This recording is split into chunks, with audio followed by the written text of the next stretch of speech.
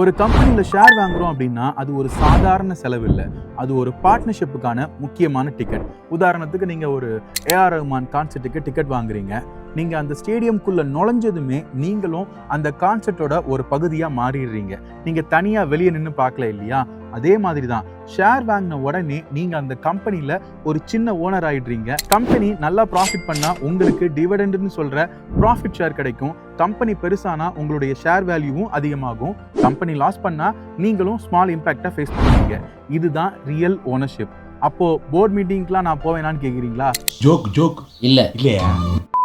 ஆனால் உங்களுக்கு voting right இருக்கு, டிவிடெண்ட் ரைட் இருக்கு, அண்ட் மோஸ்ட் இம்பார்ட்டன்ட்லி growthக்கான ரைட் இருக்கு. ஸ்டாக் மார்க்கெட்ல நீங்க சாதாரணமா பை செல் பண்ற மாதிரி தெரியும், பட் ரியாலிட்டியில நீங்க ஒரு கம்பெனி ஜார்னில சைலண்ட் பார்ட்னரா இருக்கிறீங்க.